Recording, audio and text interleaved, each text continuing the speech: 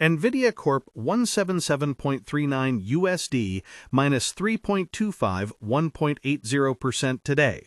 When you look at the red ticks on the screen, specifically that 1.80% decline to 177.39 USD, it is not just a number. It represents a significant shift in short-term sentiment where institutional liquidity is pausing to reassess the risk-reward ratio.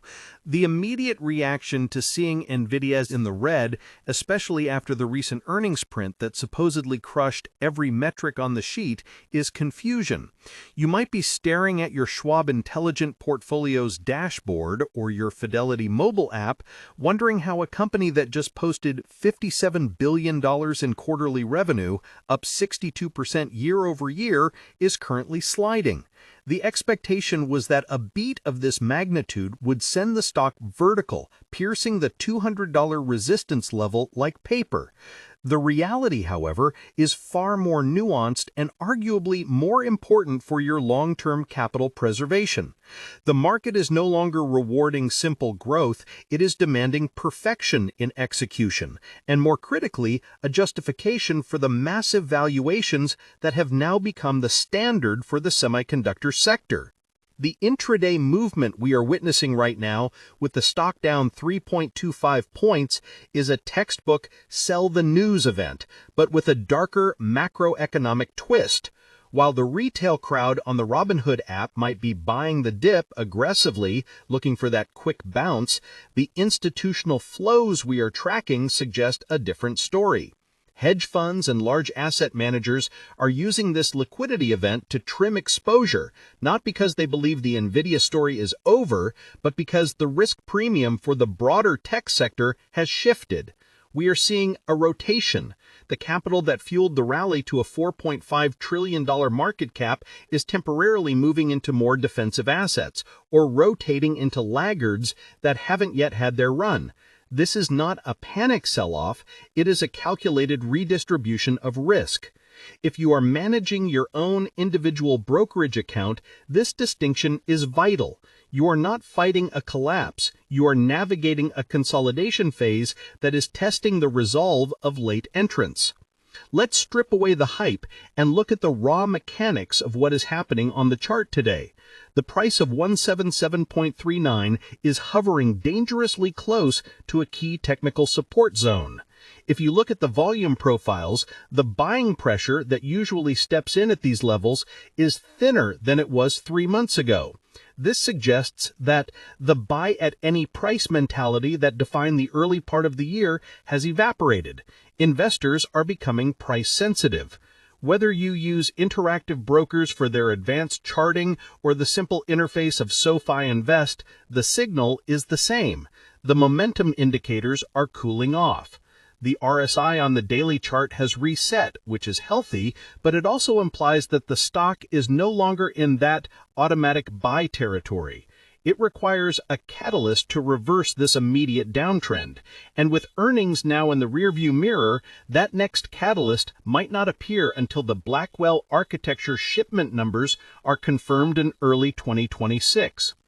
Common wisdom suggests that as long as AI spending from hyperscalers like Microsoft, Google, and Meta continues to accelerate, Nvidia is invincible. This is the expectation that every guest on financial TV repeats ad nauseum.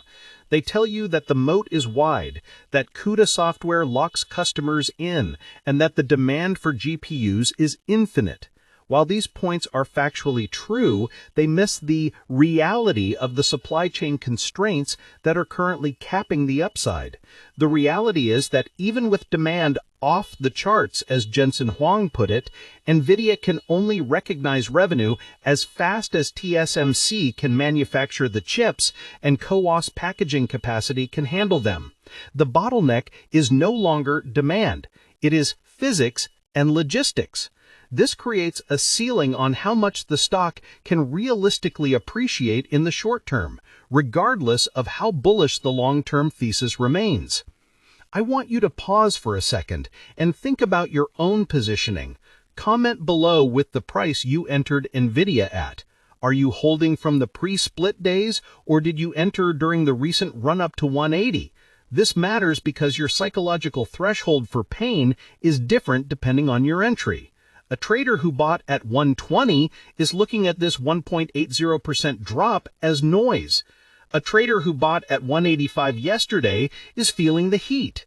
This divergence in holder base creates volatility.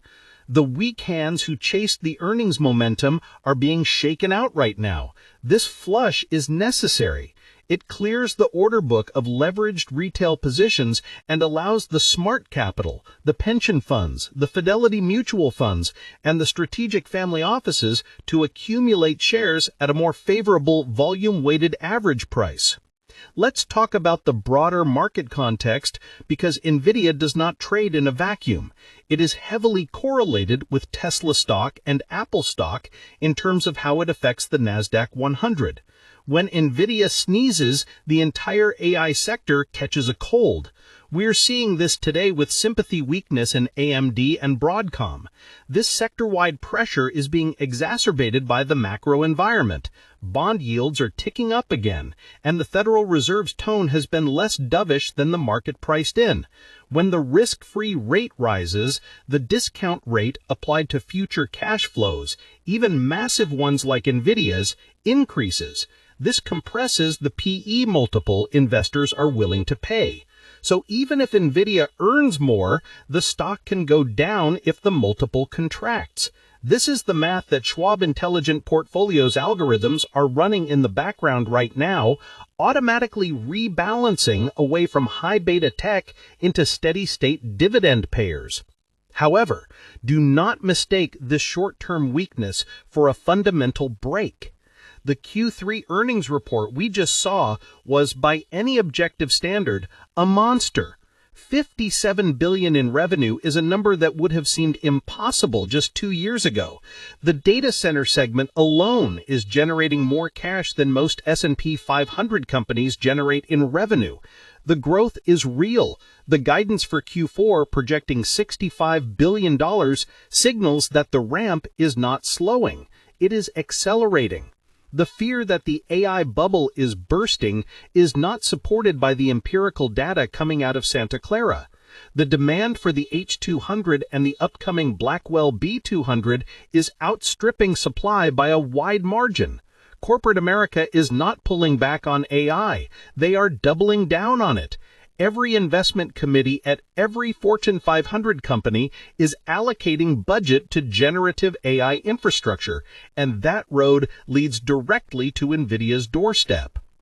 This brings us to the role of the retail investor in this ecosystem. Platforms like Robinhood and SoFi have democratized access, allowing Robinhood fractional shares buyers to own a piece of this company for as little as $1. This has created a massive base of loyal, almost fanatical shareholders who refuse to sell.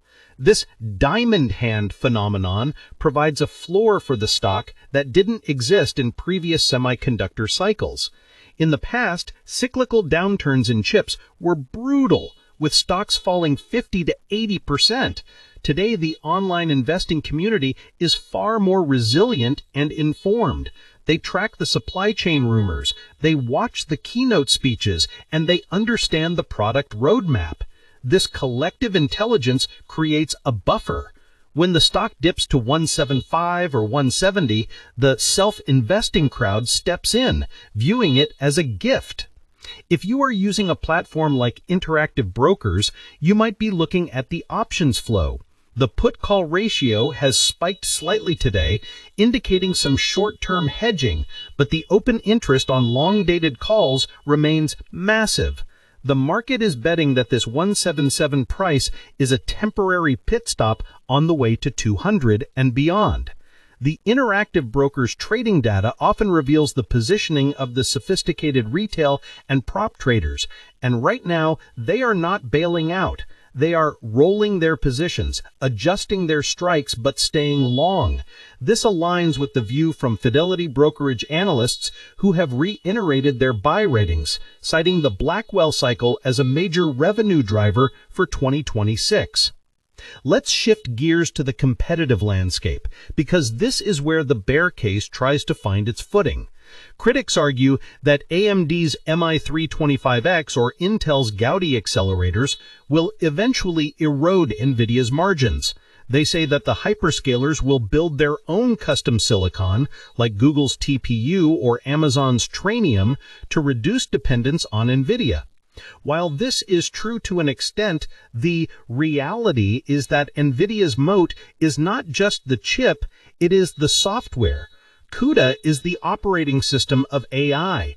Rewriting the entire AI stack to run efficiently on non-NVIDIA hardware is a massive capital-intensive undertaking that few companies have the talent or time to execute.